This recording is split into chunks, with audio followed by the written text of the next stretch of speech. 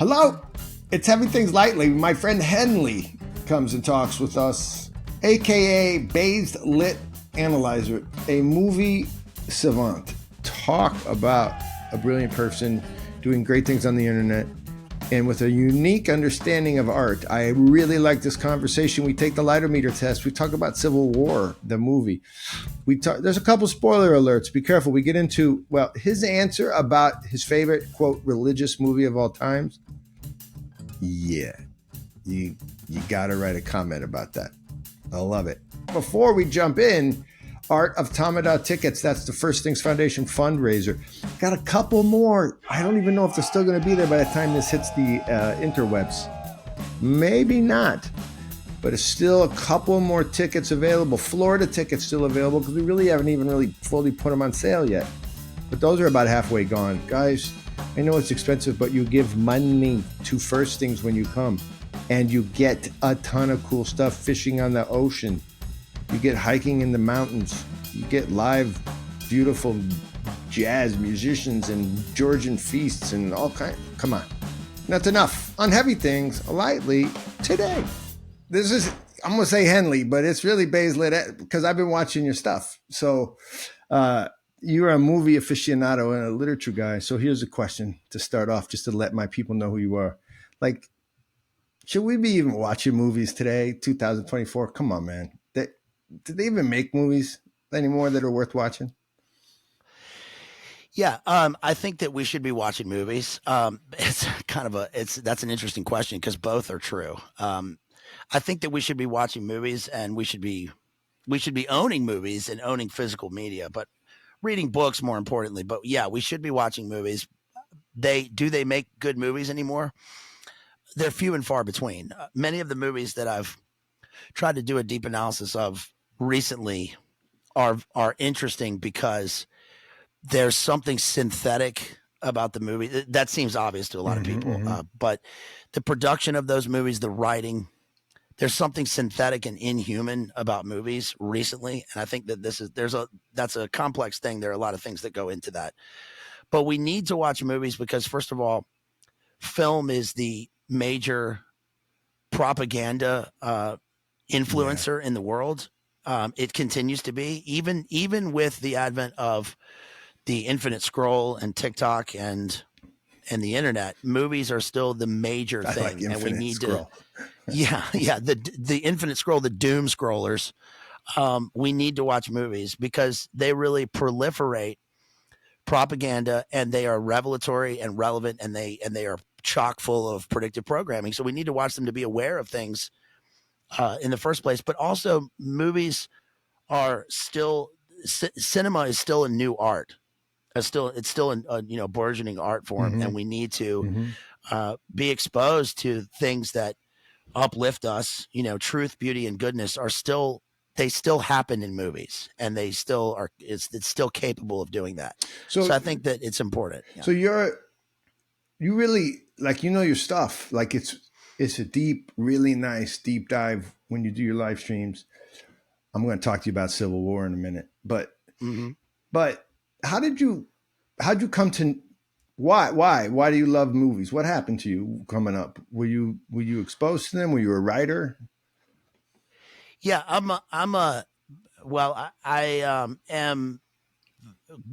was raised in literature and books, and I was blessed to have parents that read to me, and I had a great education. I had a wonderful childhood. I had a great education.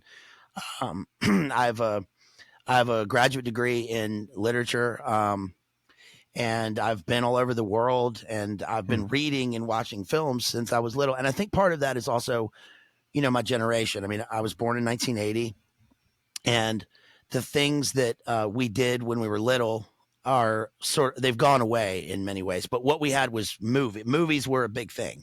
I mean, I played, it's not like I sat inside watching movies all day. I played outside most of my life when I was a little kid, but movies have always been important to me. And I've always had a thing where I can watch a film and get drawn into a film in ways that I guess now that I'm older, many people don't. And I can remember, my whole family's like this. We can watch a movie and remember the entire movie. Also, I was a trained actor. I trained at Bristol Old Vic Theater School, and I worked briefly as an actor before I went back to school for English and writing, and so drama is important to me in terms of both creation, but also analysis and watching films and watching theater and drama. Do you think you have to? All right, want to do some epistemology, like philosophy? Let's do it real quick. So, so you're taking in a movie, you're taking in images, you're processing them, and I would argue you're processing them through some. I don't like Kant really that much, but let's call it a lens. Let's call it a reality, a being. It's your being, and you have certain experiences and traumas and excitements and joys, and then you're spitting back out an analysis. By the way, you're spitting back out an analyzer's analysis. That's right.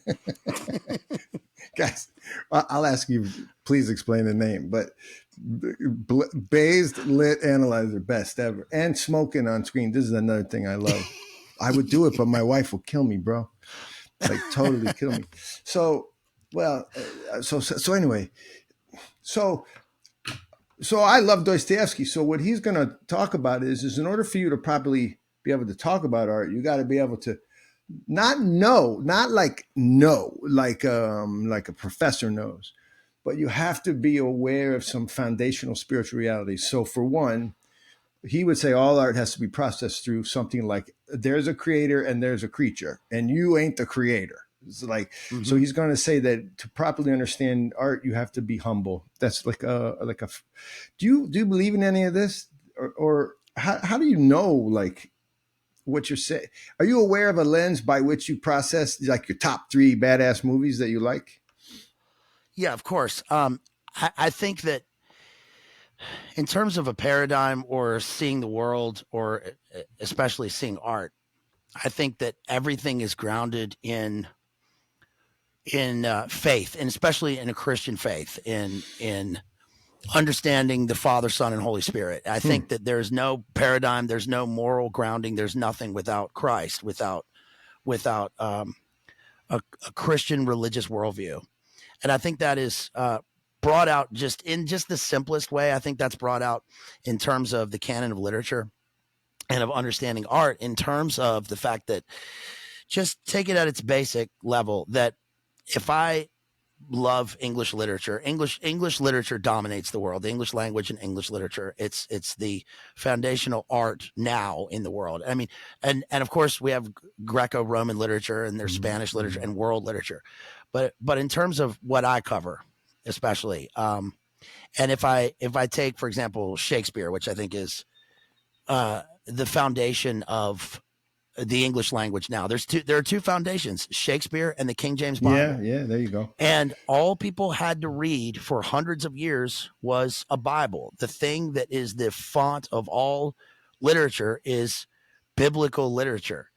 That's where all allusions come from. It's where all parables within any kind of system of English literature or movies, it all comes from that. So I see everything through that lens, and in a Platonic sense, I think that truth, beauty, and goodness are what uplift the human soul and the human spirit and point towards God.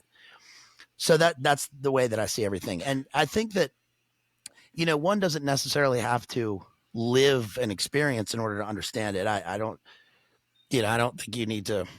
Oh yeah. Like I don't need to, be in the war to understand and to sympathize and to understand what the soldier goes through. I can do that through reading. I don't have the lived experience of that, but I can understand it in terms of an intellectual sense, or even in terms of my feelings. Right. So I think that's important. So then, that's how I'd answer that. So in that sense, would there be? Okay, so we can go down this postmodern hole for a second. Yeah. Would there then be top 5 Muslim movies, top 5 neo-pagan movies, or is there just top 5 movies, or is it totally relative? How would you work with that concept? I would answer that according to So I went to, when I was a junior in high school, I was in an AP English class, and I went to see the poet laureate Robert Pinsky do a reading in Virginia. And I asked him a question like that, which it took me a long time to understand. And what I asked him was, what was his opinion of the beat generation and beat literature? Because as a high schooler, as a high school male, that's what I was into at the time. A lot of people are they get their access to literature through that genre. Sure. And the way he answered me, which really bugged me at the time, was there are many different circles, let's say, of literature, right? There are confessional poets, there's postmodern poets, there's the British Romantic poets, there's the neoclassical poets. But in the end, those are little circles. And there's only two circles that really matter. There's good and there's bad. Okay. And the bad Wow. circle is huge. It almost dwarfs everything good for a reason. Because this is the same thing that Ezra Pound said when, I have the facsimiles of his in a station of the Metro, and he tried to write this long poem after coming out of the Metropolitan in Paris, and he was trying to focus, meditate on modernism and modernity and what it meant, and he ended up with a 3-line poem, right, in a station of the Metro: the apparition of these faces in the crowd, petals on a wet black bough, which is, it's 2 lines, but including the title, it's really a 3-line poem. And basically what he said was, it's like when someone close to you dies and you're a writer and you try and write about it immediately. It's going to be bad. That's not the work you're going to publish. But you need to write in order to exercise your instrument, so that when it comes time 6 months or 6 years down the line to write about it and it's going to be the published work, that's the good work.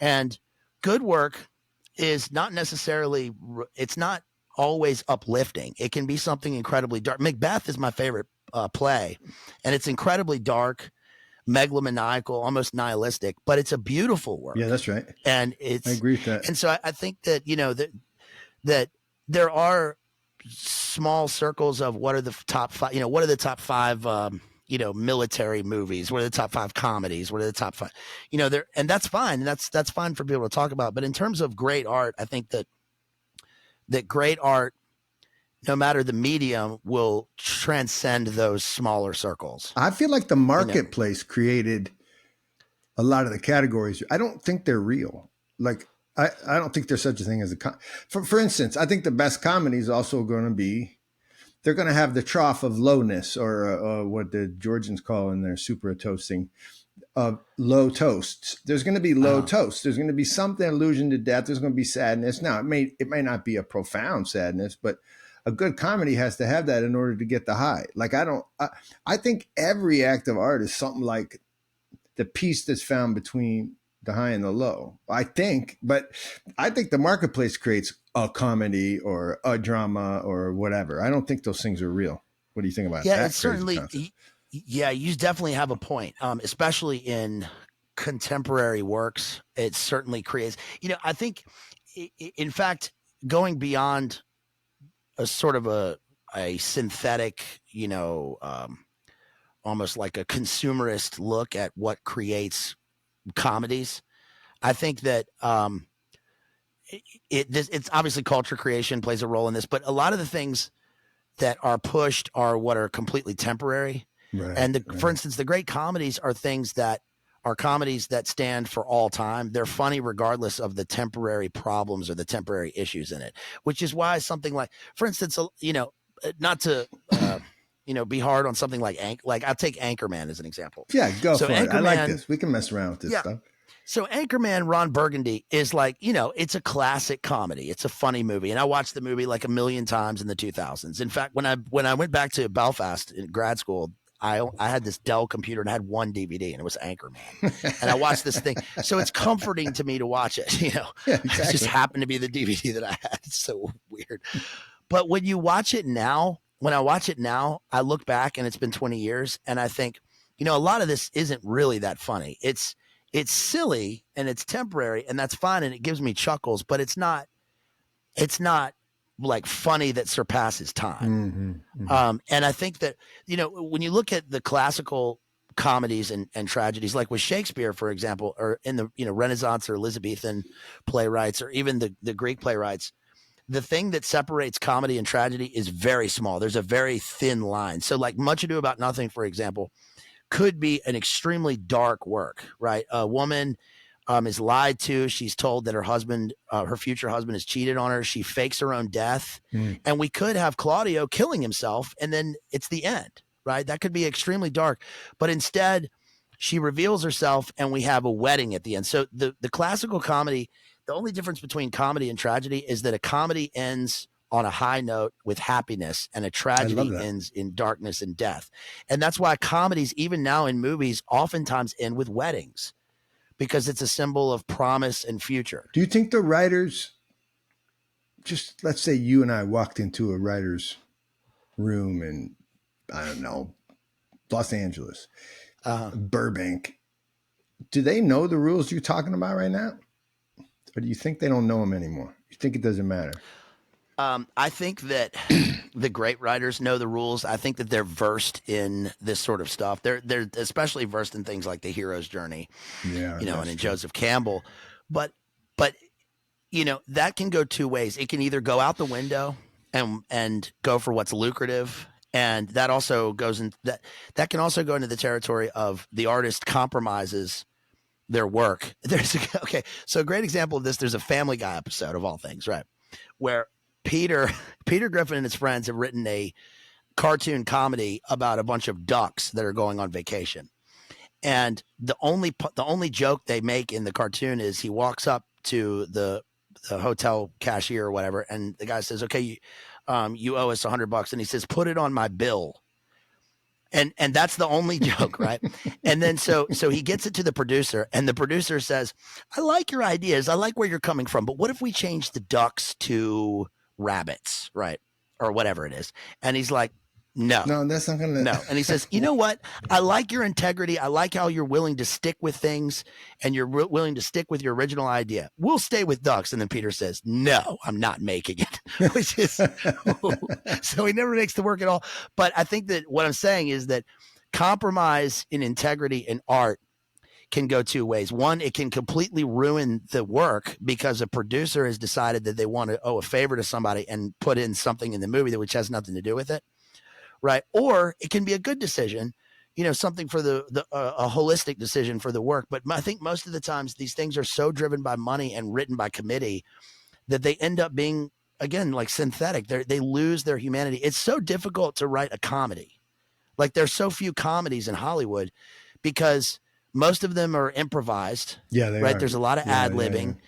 That gets stale for the actors, and they just don't have any money in comedies. So they make sort of schlocky horror movies or things that are temporary that are money driven. But it's actually. Go ahead. Well, I was just going to say that it's actually, they talk about brave decisions, right? That was a brave decision, to do that role, however you did it, which is so, wanky or whatever. But there are brave, like, for instance, if Leonardo DiCaprio decided to become a comedic actor, that would be a brave decision for his career, because it could kill his career or it could uplift it and do something new that he hasn't done. You can only see so many Leonardo DiCaprio movies where he's crying in the role. I mean, it's like he's a great actor and he's done these roles, but there's so many of them now, and that's all he does. So do something funny. Yeah. Do you know what I mean? Yeah, Doing something new. 100%. Yeah. Well, you out there, you're reviewing, man. You've got a lot of movies under your belt. So I stumbled into you talking about Civil War, the movie that's just out. And so as this guy who's trying to figure out old world, new world, the way it looked is I didn't go. It looked like I was going to have modern Hollywood people tell me about it coming Civil War, but that's not the way you talked about it. That's not what happened in the movie, right? Yeah, what happened in the movie was incredible. Okay, so this movie, I saw it so you all don't have to. Okay. This reminded me a lot of Ridley Scott's Napoleon, which would Can also, we talk about that too? Oh, Lord. Yeah. Yeah. By the way, spoiler alerts. This is fun on Heavy Things Lightly today, guys. We're doing movies and art. And by the way, this is fun, Henley. I appreciate this big time. Good. Yeah, well, I mean, movies are, even bad movies and movies that you hate are supposed to be fun, and I think the thing with Napoleon that really bothered me was that I saw I did a whole stream on great Ridley Scott movies before that as a prerequisite, before I saw Napoleon. and I did a bunch of reading, and I read a bunch of books on Napoleon, and I was really looking forward to this movie, and then I saw it, and I could not believe what I saw. It seems too simplistic to put it down to something like AI wrote the script, but that seems to be a big part of it. So this ties in with the strike that happened in Hollywood, which is interesting because they brought in AI. They are the ones who brought in AI, and they are, deep faking actors who have passed away. And then it becomes this synthetic exercise in performance that it's not a performance for the work of art. It's like look what we can accomplish quickly for money that people will be dumb enough to go see. Dude. And the Napoleon movie was honestly, it was sickening to me how bad it was. I could not believe how inhuman the movie was. And I don't mean inhuman in terms of like, battle scenes or war crimes. I'm saying it was inhuman in terms of there was nothing to grasp onto in terms of the humanity of this character. We kept waiting for my wife and I. We really like movies. I mean, we got artists running through our family. We got singers and painters and all this stuff, and we enjoy it. And we'll do what you do, but we don't. But you're good at it, man. I highly recommend you guys go check them out. But here's the thing: we kept waiting because historically, that's an interesting story, even if you don't like, Mr. Light person, Mr. Enlightenment person, Napoleon. But there's a lot there, and the love story was a disaster. Yes. Yeah. Like there was no reason to like either of those people ever. It's a great point. They were totally unlikable. And that's one of the problems in movies now that all of the characters are so unlikable. So who are we? And I think this is a symptom of, like you were saying, post-enlightenment, also a kind of what I call a post-modernism. Yeah. Nice. We've gone past, modernity ends in 1945. We have the A-bomb. Then we have a postmodern period from 1945 to like 2001. That's the postmodern era.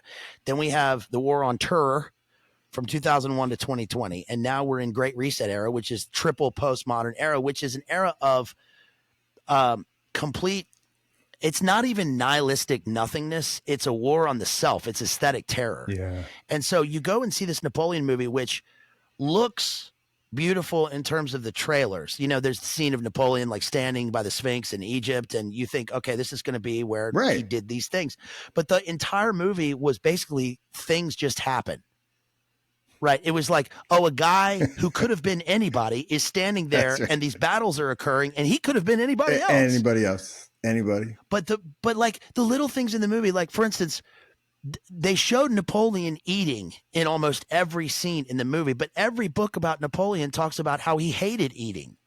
He spent as little time eating as possible. He hated meals. He hated like fancy dinners. Total workaholic. Was militaristic. Total workaholic. He was a workaholic. He was Spartan. He was militaristic in terms of his eating. He had stomach problems because of his eating. So he spent as little time doing it as possible. I gobbled up a bunch of Napoleon biographies for a little while there in my early 20s. And this is sort of before I kind of woke up to things in Africa and became an Orthodox Christian and yada, yada. But he was really interesting to me. And the other thing is his biographers, they honored, he was like an asshole who wanted to love. None of that came across in the film. None of it came across. It was wild. Yeah. Look, if you have a guy who, regardless of what you think of him, I mean, obviously Napoleon is a kind of proto-Antichrist figure. He stormed, like Russia. This is one of the instances where the Russians were like, no, we don't want fighting. We don't want war, but we got to fight against this guy. He's destroying people. He's just millions of people are dead, right? He's conquering Europe. He leaves bodies in his wake everywhere. But on the other hand, you have to look at him and go, okay, this is a militaristic guy in the tradition of the great conquerors of the world who compromise nothing for the sake of their nation or whatever their vision is. So it's like Scipio and Hannibal and, all these characters. But in the movie, we see a kind of postmodern figure with an actor playing him who says, it would be a really interesting decision if I stand here and brood, trip into this. I'm brooding and I trip into a sarcophagus. And you're like, this gives me nothing for this isn't a human characteristic. And Civil War was doing something like that. Civil War was was so weird to me because I saw it and I thought, this can't possibly be this bad. It can't possibly be this surface level. There has to be some sort of depth that I'm missing in the movie. So here's the thing. If you have a movie about a balkanized United States and a civil war, then we have to ask ourselves as thinking human beings, what is going on? Why did they do this? Is it reflective of the world we live in now? And if it's not, is it predictive of the world in the future? But the movie didn't ask any of those questions. And I'm not talking like characters, with exposition talking about it. I'm saying there was nothing. I get it that like they come across a sniper and they say, who are you fighting? And he says, I don't know. That guy's trying to kill us and we're trying to kill them. That makes sense. That's truthful in terms of the microcosmic locus of a war setting, right? In the end, it doesn't matter the sides. It just matters you're trying to kill the guy who's trying to kill you. I get it. But the rest of the movie is like, okay, so the virtuous people are going to be the journalists who don't get involved and think that the virtue of objectivity is a holy thing when they obviously believe in nothing. They don't care about human life. And then they participate in the last scene in the movie, which is the execution scene. Spoiler.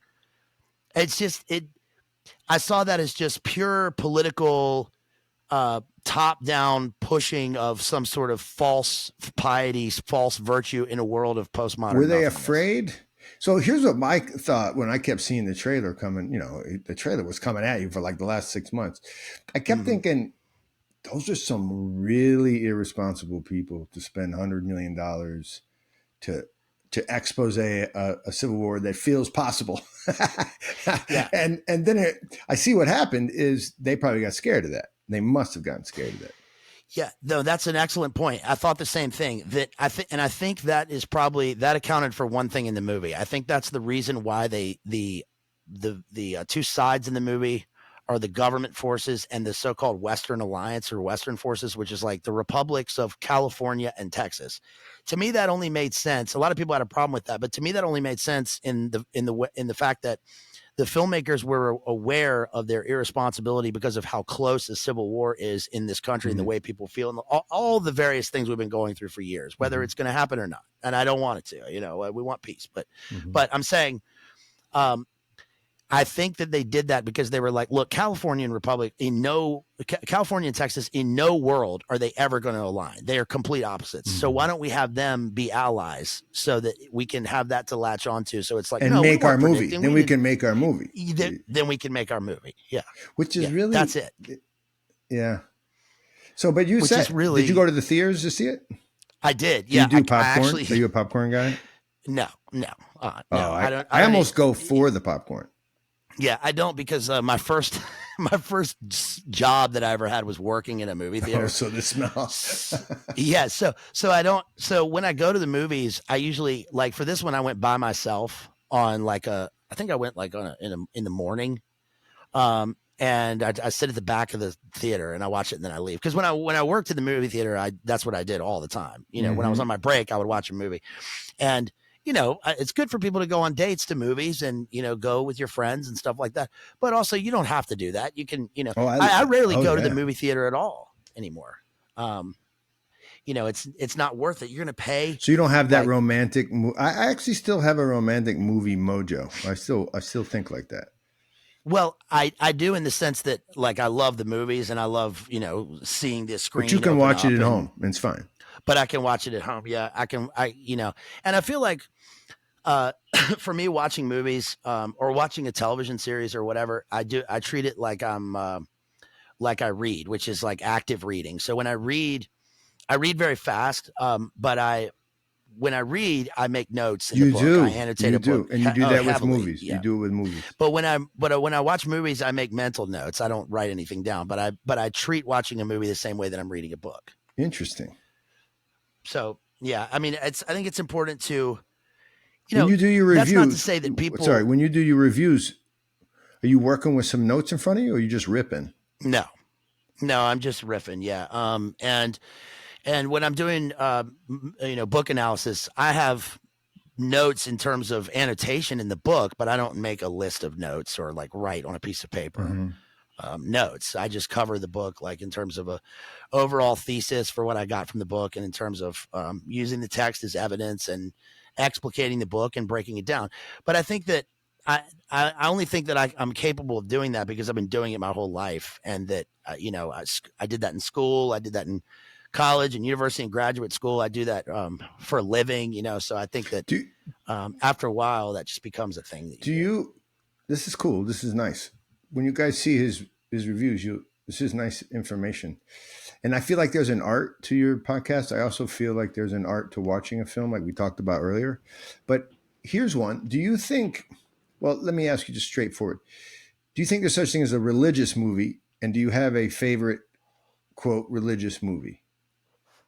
Absolutely. Yeah. I think that The Thin Red Line comes to mind. The Terrence Malick film is a religious movie. That's my wife's favorite movie, me and her. We watched it. Really? Yeah. Because we could get into that. Really? Keep going. I'm sorry, I interrupted you. Thin Red Line, right on. Well, I mean, so if people haven't seen The Thin Red Line, it came out at the same time as Saving Private Ryan. And it's almost like a dialectic. The Saving Private Ryan is a European theater, and Thin Red Line is the Pacific theater. This is World War II. And we're looking at Iwo Jima or Guadalcanal. And Saving Private Ryan was sold as an anti-war movie, but it really is a pro-war movie that's kind of masquerading as an anti-war movie. And The Thin Red Line was marketed as nothing. It just came out. But The Thin Red Line is an impressionistic prose poem. It's subjective. It's totally, it's almost a nebulous spiritual meditation. And it's nice. Christian. The lead character is Christian in the movie, and it's about it's about beauty in life, and you have various characters. Remember Nick Nolte's character in the movie? Nature's cruel, Starles. Right? You're going to go up that hill. This is what you're going to do. You're going to go up that hill, and you're going to get up there. And goddamn it, if I have to hear from you one more time. So some of the men are thirsty. Okay, we'll get them some water. See the vines circling around everything. Nature's cruel, Starles. Right? Nature's cruel. Best line. And remember, Starles he's lighting candles the night before the battle. And he's a Greek guy, so we know what that was about. Yeah. And he is really suffering in the movie because he hates war and he doesn't want his men to suffer, and he's painted as a coward in the movie.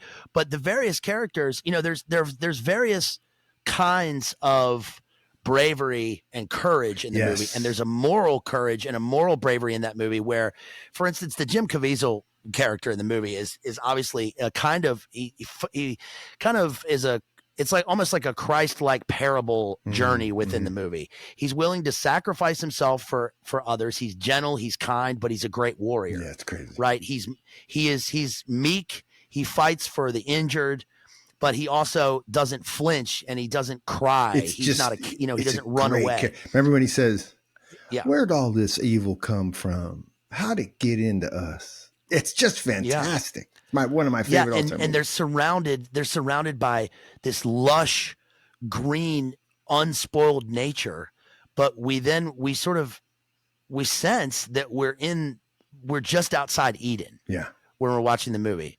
It's like Eden was there, we've been cast out, and now we're in a war. And this is the result. That's beautiful. And so something like Civil War has none of those things. There was one scene where Kirsten Dunst, who plays a journalist, who sounds like me in the movie, by the way, which is really weird. That is really weird. I'm like, this is like very unattractive. But like a woman, how did it work? Like, she's like, look, I'm a journalist. I'm a journalist, and also, hi, baby. Yeah. Like, how does that sound? I'm gonna have to watch it now just for that. There's a scene where she's lying down and the snipers are shooting each other, and we get a focus into a bluebell in a field. And so we get a kind of close up and we get the wider world. We get there's beauty still within this war. But all that does in the movie, I think, and this actually is pretty good in the movie. All that does is show us that the war that in the movie happens in America will be one where there's so much distance, there's so much space between people and characters. There's so much land that we have that there will be a lot of quietude. You know, there's a sense of stillness, and the trees are still there and the flowers are still growing, but a guy's got a Ford Expedition, and there's a flatbed trailer full of bodies, right? Which didn't really make sense in the movie, but sort of makes sense truthfully. But the way that they pulled it off was not. It feels like somebody was watching Thin Red Line from that description you're giving. A little bit. Well, they might have been watching it, They didn't but get it. they had a committee overtake the script. I have a feeling that Alex Garland had to make a lot of compromises to make this movie, which is a shame because his other movies are so good. No doubt. Ex Machina, his series Deus is great. I did an analysis on the book The Beach, which is a great book. And the movie Annihilation, which is a kind of a Gnostic space journey backwards through time, which is very odd. But his works are high tech and revelatory for the future age, and they've become now big vision, especially films, with Ex Machina. Big vision film. Yeah, it's very visionary and unique and tight. They're tightly wound in a tight script, and I have the feeling that there's no way that he could have written this movie. This is what happens when a committee takes over and they make decisions. So I stumbled. Well, we met each other to however the interwebs work, and I stumbled onto some of your stuff with my friend DPH, who I've done some podcasts with. Jay Dyer, which I haven't yet, but Jay scares me, but I like him. And no, but he's that cat, like you're gonna put your tongue on the ice cold pole, it's gonna stick. So like you're gonna get stuck there, and it's gonna. But it it might be worth the risk to mess around and listen to Jay, but I think he does good work. But how did you fall in with those guys? Well, it's interesting because I was watching Jay's YouTube for years, like going back to 2012 or 2014. And so it's funny because I watched the process of videos and then into live streams. And then, as a mod on the channel and all this stuff. And then I just met a kind community of like-minded people. People do that on the internet. You find your group. And I've met a lot of my friends through that, but Jay and Jamie are, very kind and very genuine people. And I think, not to harp on it too much, but I think that this speaks to something in the world now that there is a huge emphasis in the world now on the so-called virtue of being nice. And especially as I've gotten older, I've learned that being, it's like with literature, you look at text and subtext. And I think that the virtue is kindness. And sometimes we have to be, hold people to account or stand up for our ideas or be scathing in the things that we believe in, because look at the other side. Yeah. Right. The people, they cry out as they strike you. Right. The other side. So I think that it's great that there are people in the world, and that I'm, blessed to have met people in the world. Shouts out to David Patrick Harry, who's a great example of this, who is someone who is incredibly intelligent. Punches. He had a huge following. Took punches. Yeah. Yes. Jay too. And could not. Yeah. And they could not be sweeter or more genuine. Well, I went to Jay Dyer's wedding. So I sat. Oh, in South Carolina. I sat at his reception, and I'll say he was wonderful. And what I mean by the tongue gets stuck on the freezing cold pole is that's just what it is. And he's gonna come at you, and he's gonna toe the line. So if you stick your tongue out, like don't be like, well, it's just what it is. If you walk into that arena, and I actually think, I think that he's so smart that sometimes he's speaking to folks that's way over their head, and all they catch is the little barbs, and they don't catch the other stuff. That's what I think happens a lot. Yeah. Well, there's also a culture that's promoted now, which is certainly top down, of reaction. I mean, half of of all internet is reaction. This is my problem. That's why it's not my style. I'm with you because I got a brother who he's pumping stuff out there, and it is a lot of that. It is a lot of. It's almost like the reaction almost sometimes fuels the content and vice versa. But I don't think those guys are trying to do. That's not what I want to say. What I want to say is they're in that scene, Yes, certainly. Well, that's how people react to them. And I think that, it's like if I make a 3-hour analysis of Blood Meridian, right? And I pour my heart and soul into a total deconstruction of this book. And then you get the reaction is, a comment based on the like screenshot or something, or, the first 5 seconds of, it's emotional and reactionary. And I think that it's important, especially for men and for Christians, not to give I don't have any advice to give. I'm just saying it's important for Christians and men to realize that you should stand up for yourself. There, you pick your battles. Well, that's good a great to see point. people like Jay. Yeah, it's good to see people like Jay that stand up for themselves and for what they believe in. I think that's really important, and that sets a good precedent for men.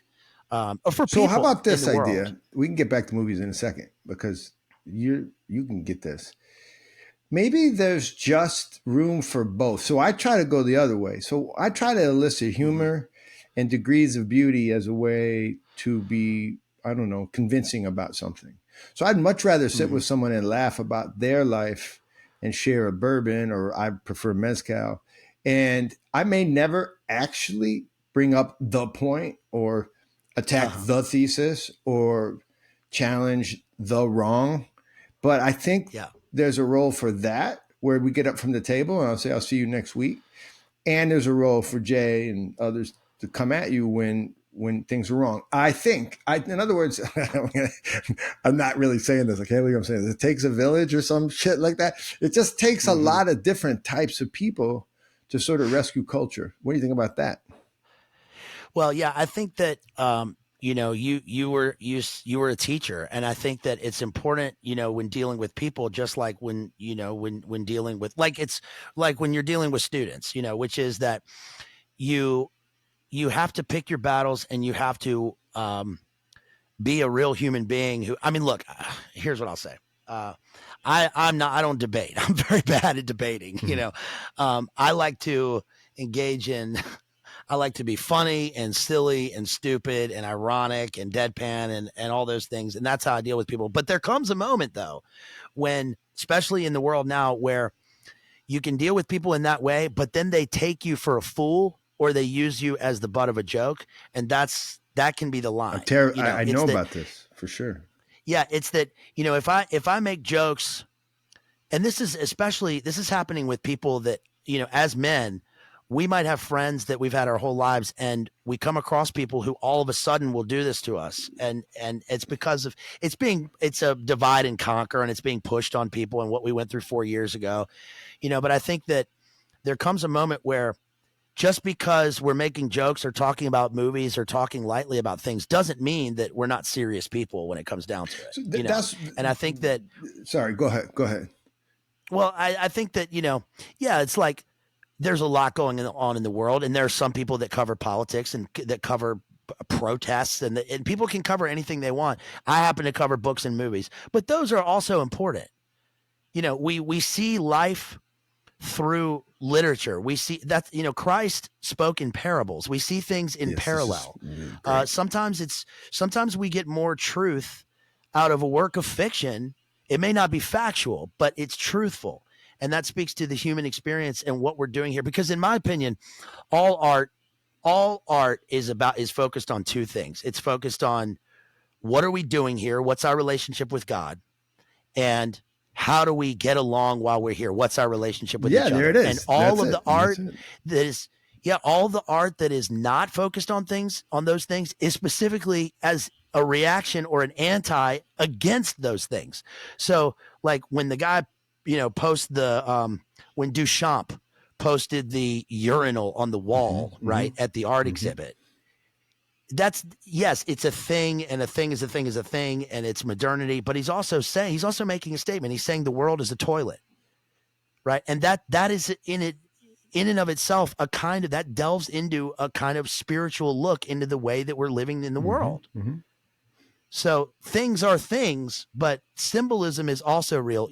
Nouns are concrete and abstract. That's right. Right. That's right. Oh, I can't, I can pick up a pack of cigarettes or a lighter, and that's a thing. I can see it, touch it, taste it, smell it, hear it.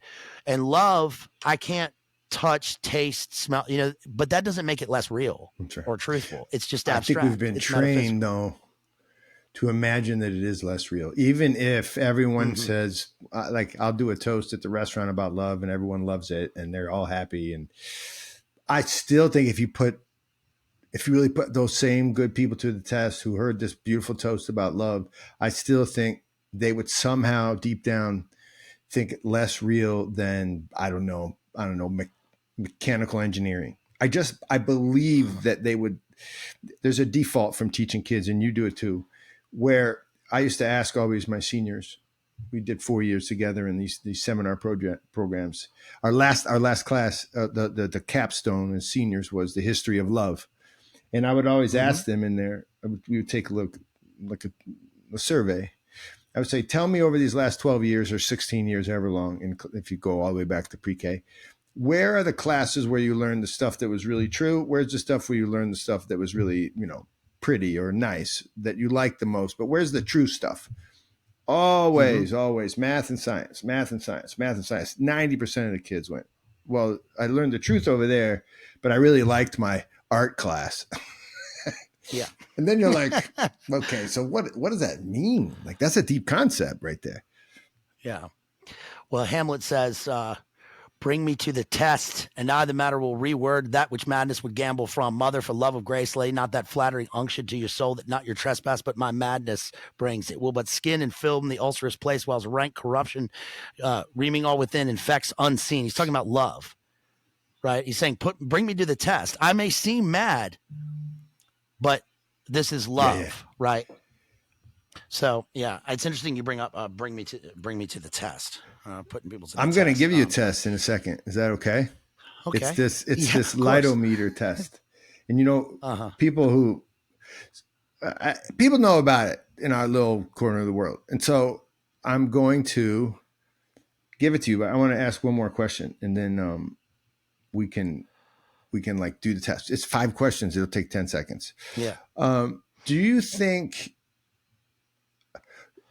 you see a lot of art? You read it and you watch it. Do you think we're poised for something like a bounce?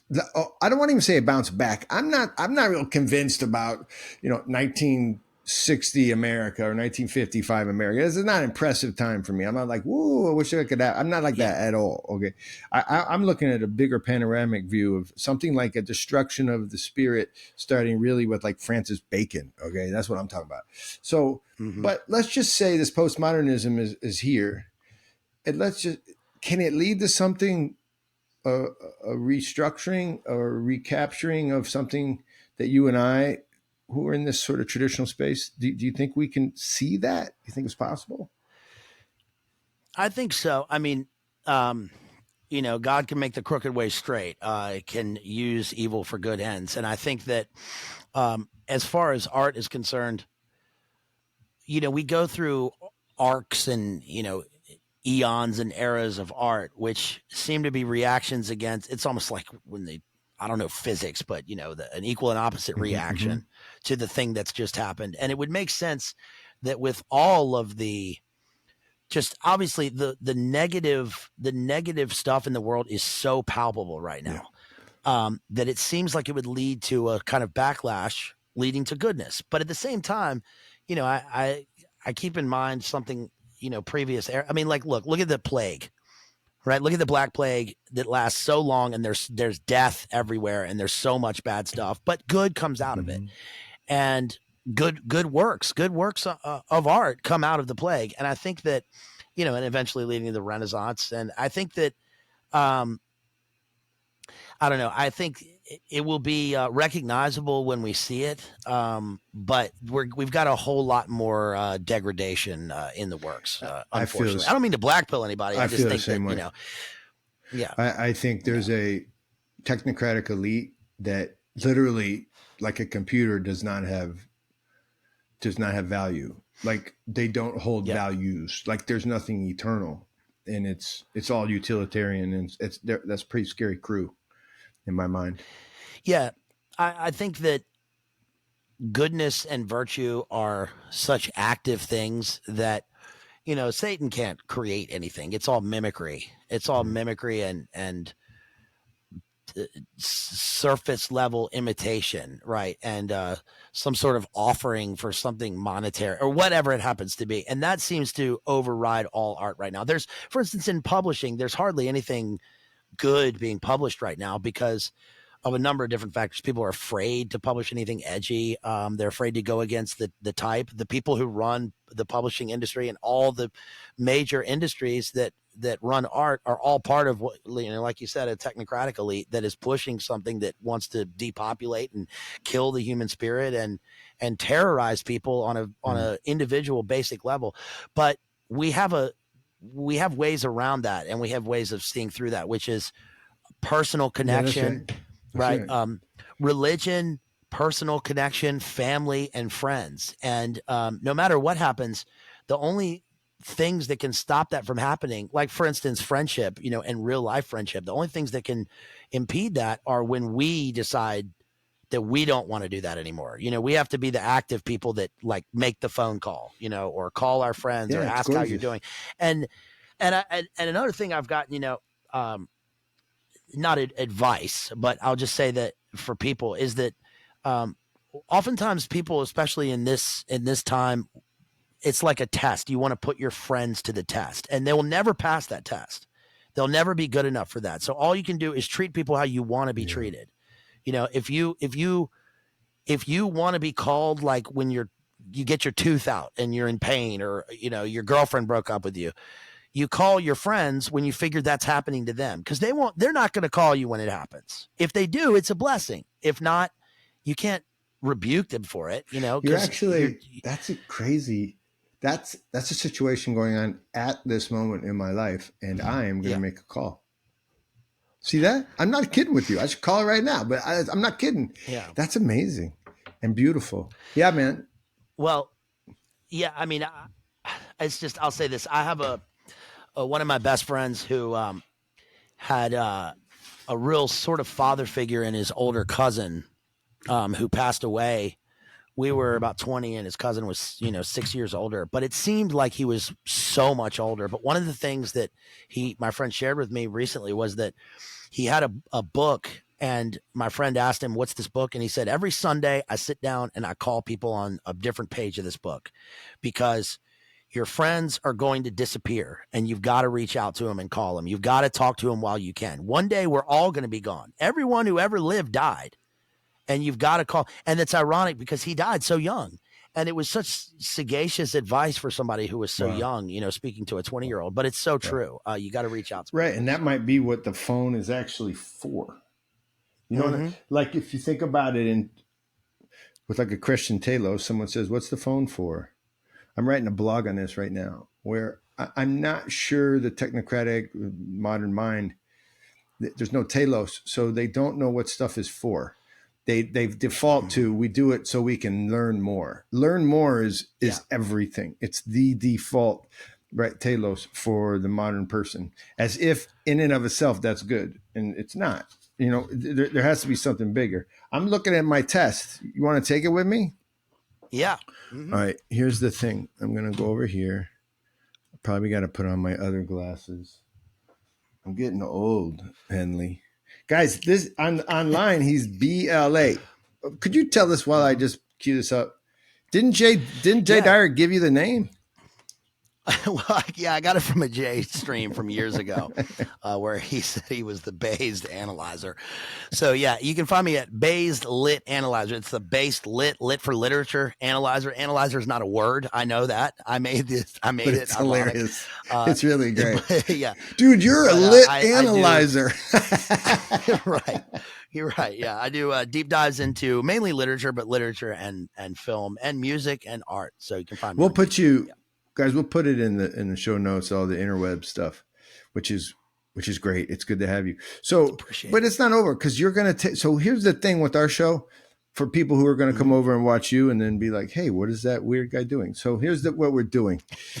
I use a little bit of training, like master's degree in history, and then lots of overseas experience, talking about lived in 5 different places, no running water, no electricity. Guatemala for over 6-7 years, Georgian Republic, Mali, West Africa, doing development work, and came to some conclusions.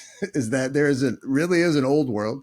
I lived in it, and there really is a new world, and I lived in that, and I came up in that. And this podcast tries to use humor and stuff to go, hey, new world people, we forgot some stuff. And so we try to like tease out historical events and talk about how we've lost a bit of our soul. So that's what I'm doing. And this test places my guests or people that listen in something like a matrix that says, oh, you're very old world or you're very new world. So you want to take it? Yeah, let's go. I don't know, guys. What do you think Henley Bazed Lit Analyzer is going to be? I don't know. This is kind of nerve wracking. It's all, by the way, it always works because it's science. I'm looking for my pen because I'll forget. It always works. You guys should know this who are listening. It's perfect scientific examination. Here we go. You're going to rate each question with just an answer of 3. Strongly agree. Like I'm all in on that. 2, I agree, but see how scientific it is? 1, yeah, I disagree mostly. 0, no, I'm out. I'm all the way out. 0, I'm out. Yeah. 3, I'm all the way in. 2, mostly. 1, mostly not. Make sense? See that? It's complicated, yes. I know, because, we're getting right to the truth, right at it. We're getting right at it. First of all, thank you for still being on the call right now. I appreciate it, Henley. Okay, here we go. Thank you. Here we go. All right, guys, here we go. When you die, you won't really die all the way. I just want to use all the scientific language probably. It's more like I'm asleep or you're asleep waiting for a next world of some sort. 3, strongly agree. 2, mostly. 1, mostly not. 0, strongly disagree.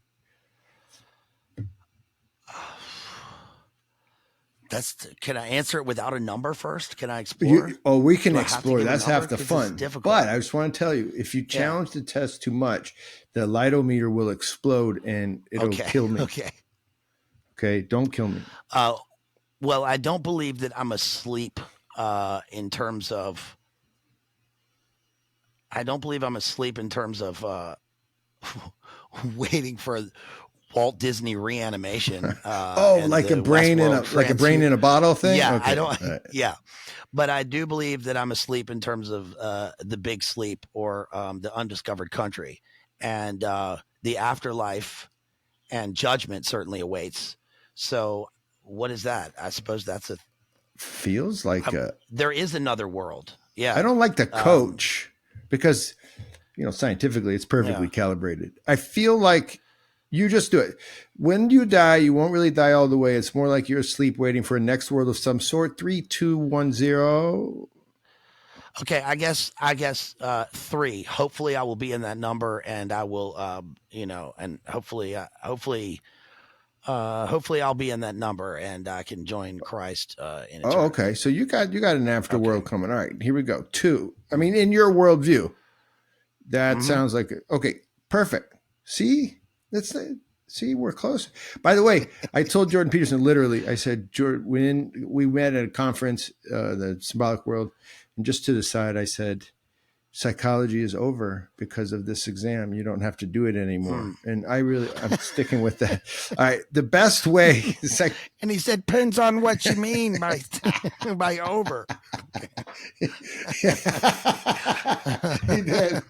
He was like, I've been thinking about. He said, no. I've been thinking about that. I always like when he's been thinking about that. That was my favorite. I'm like, I believe he's been thinking about that because he seems like he's just thinking all the time. So, question 2, there's 5. The best way for you to know about yourself, Henley, is to ask someone else about yourself. 0. Oh, strongly disagree. Yeah, strongly disagree. All right. We don't have to, we can get into it though. You can chatter it up, but Well, but I'm not changing your score. That was a gut. I like that. Yeah, don't change my score. People are able to give you some sort of impression or interpretation of what you're doing, but or can call you to account. But oftentimes, who we are and our deepest self is totally unknown to people. Got it. Interesting. So, All right. yeah, I'll say I like that. You guys hear that? A nice expose of his answer. I like that. I think scientifically that's allowed. I'll have to cut you off if it's too long, though, because MIT told me to do that. All right. Here's number 3. When you carry a picture of someone you love in a wallet, let's say, or in your pocket or something, you're actually carrying that person around with you. Like they're there somehow, like actually close to you. I'll say 1 on that one. 1. Yeah. I think that we carry around the memories of people, but physical objects hold no power over the pixelation that we hold in our wallet. The pixelation doesn't. No, not at all. That's like when you go on a trip to Switzerland and you come back and you're like, hey, everybody, look at my pictures of Switzerland. They're like, I don't care. Well, they definitely don't care. I know I don't care when you show me your pictures. Yeah. However, I wonder. All right, we're not. This isn't a debate. I'm just trying to administer science. All right, here we go. Because I'll just say one thing about that that's interesting. After being in Africa and Guatemala, especially, there's something about the way traditional old world people understand the image. And it's a natural understanding in the same way that Orthodox Christianity expresses an understanding of the image. It's like, hold on a minute, that thing's really essential. And if you're going to have it, I need to know who you are. And it's sort of like if I took an Orthodox icon and just sort of like, I don't know, jammed it on the hood of my car and drove around. It's like, whoa. There's something really important about that image. And there's something really important. Like, you don't just take a picture of your grandmother and just put it in the toilet. What I mean by that is certain pictures go in the bathroom and certain pictures don't. You see what I'm saying? It's because something happens. They get close to you. And I mean that. So anyway, we might disagree, but I'm not taking the test. You're taking it. Yeah. All right. No, those are good. I think those are good points. Yeah. I think there's a difference between religious iconography and icons and a picture of, picture of my grandmother. Sure. But I do see what you mean. There is a potency and a power. Yeah, there's a potency to the imagery. But let's do 4. Here's 4. We got three answers for you. BLA. Respect isn't earned. Respect is owed by you to others. Yeah, I would say that's a 2. 2. Yeah, that's a 2. I certainly don't believe that. I think it's almost a mantra that people say, listen, I'm going to respect people as long as they respect me. Right. Well, then you're never getting respect. You have to, honor the father and mother. Right. That's a great point. I owe respect. Great point. Yeah. I owe respect to my elders and to people in the sense of decorum and dignity and respecting the beauty of, human creation. But at the same time, that's not at all costs, For sure. There are lines. For me, I like what you're saying. I think there is just a confusion that has settled in with that idea of, I'll give respect. When I get respect, I give it. What I think people are trying to say there is it becomes really hard for me to give you respect. I always believe, and this is again an Orthodox idea, that your inability to make it easy for me does not let me off the hook. I'm still on the hook to respect you. You're making it hard, and I feel like punching you in the face. I still think I owe it to you. Well, respect can also be something like, look at Richard I and Saladin, right? Who are arch enemies, but who have a respect for each other's capabilities and leadership and power and dignity. So respect isn't exclusive to liking. Right? Yeah, right. Oftentimes it's more important. Oftentimes in terms of our social situations, I think being likable is very important. I think that, like, for instance, you can be the best programmer in the world and work in work in IT or something as an example. But if you're not likable, you're not going to get a job and people aren't going to work with you. Yeah. But respect is something that is sort of another level of that. But you have to, a lot of times we don't like the people that we respect. But yeah, that goes back, I guess, respect to the early part of our combo, which is something like a Christian worldview. I think other worldviews also include this, but not an evolutionary worldview does not. But the Christian worldview sort of demands something like an honor of the creature that was made in the same image as God. And so in that sense, I think it demands something of us. All right, last question. Question 5, and then we're going to give you your total, and I'm going to give you your grade. You're going to love it because it's going to change your life. It changed Jordan Peterson's life. Let's not forget that. All right, question 5. I hope and expect to take my parents in and have them live with me when they get old and infirm, or flip it, because maybe the parent situation in your life is, flip it. I expect to live near my kids, even preferably in their home when I get old and infirm. And I'm speaking to you. So. Oh, that's difficult. That's difficult for me because I don't have kids. And I would love kids with God, it's in God's providence. So hopefully one day I would have kids. And if I did, I would love to, I would love to be able to live with them. As far as my parents are concerned, I live with my parents for much of my life, and my parents have done everything for me. And if it comes to it, then I would love to be able to take care of my parents. But my parents are also extremely with it and competent, and are together. And that's very rare in the world now. And so, I think that my sister and I, certainly if I don't want my parents to be in a home, that's for sure. I don't think they ever would be. But if that was the case, then yeah, they would be, I would take them in. But, so I guess that's the expectation, like 3 all the way, 2, 1, 0. I guess it's a 2. Yeah. I guess it's a 2. All right. Yeah. I'm adding it up now. This is where Andrew, the music does the mathematical machine sounds don't always, sometimes they don't show up, but they're going, if you listen carefully, they're happening right now. Ching, ching, right? And then 3, 4, 5, 6, 7, 8. Okay. Henley, you scored an 8. I want to read to you What's that mean? What that means. So here's what you did not score. 14 or a 15. That would have made you the sovereign. So you could have actually called yourself that on the show next time you do a podcast, but you didn't score. The monarch. You didn't, the monarch. You didn't score that.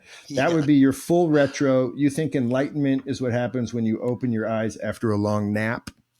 If you had scored the sovereign, you probably drink from a goblet, your eyebrows are unkempt, and there's a good chance you own a handmade weapon. This is not you. Right. No. Now, you could have scored a little lower, like in the 2 to 4 range. You would be called the high nooner. This is not you, but I want you to know what you avoided. This, again, it's just math. It's just science, bro. Shining down like a halo from a perfectly engineered drone, science illuminates your every move. You probably know exactly how the drone works, too. I'm a Pleiadian priest of scientism. Right. You love manuals. You trust your brain more than your mother. HR is a necessary evil. And truth be told, you kind of like HR. Education is the key to everything.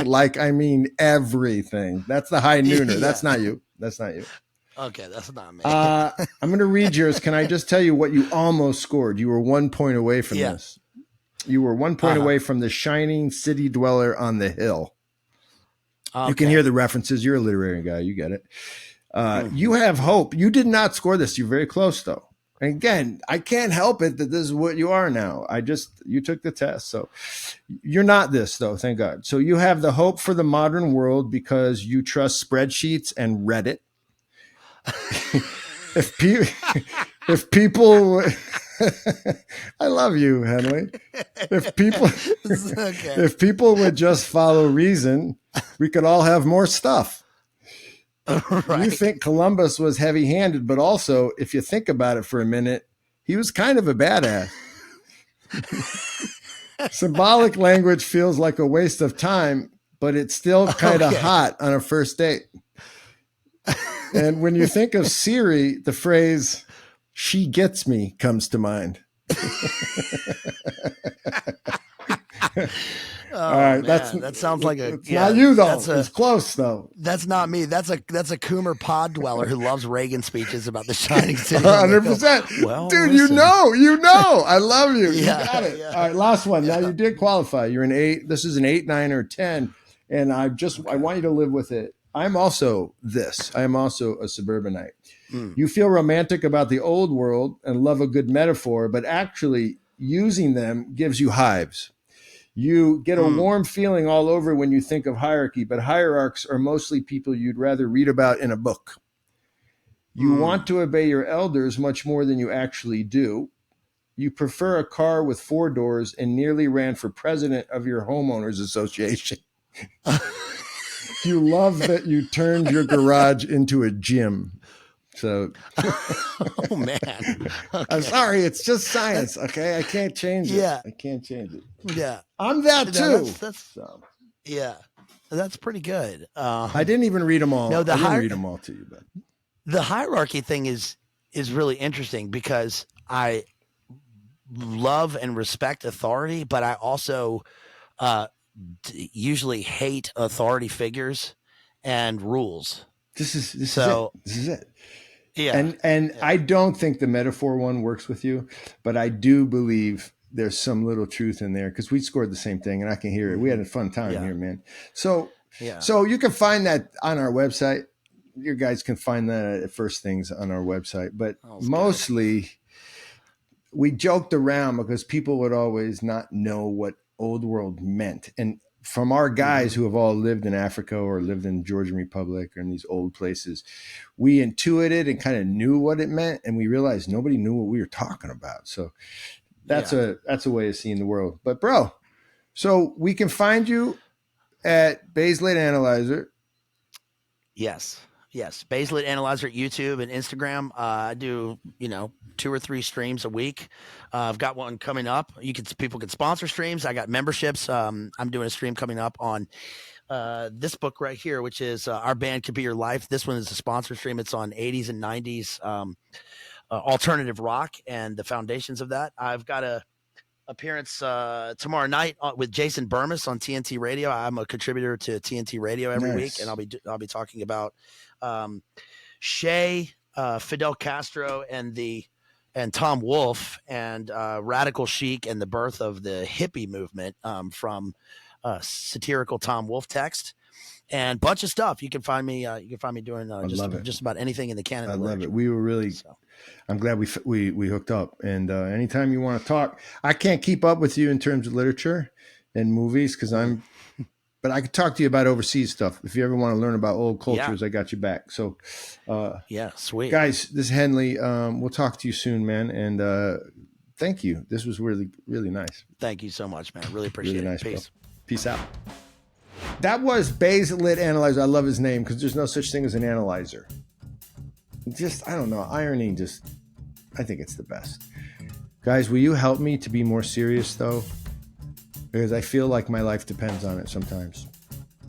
Guys, we're right around the corner. If you're a Holy Week person, you probably already did it. Well, you did. And if you're a Pascha person, you already did it. And if you're not either one of you, don't know what the hell I'm talking about, you probably did that too. So good to have you here. www.first-things.org. Guys, we do work around the world to serve the poorest of the poor. I hate that phrase even because they're the richest of the rich in many ways.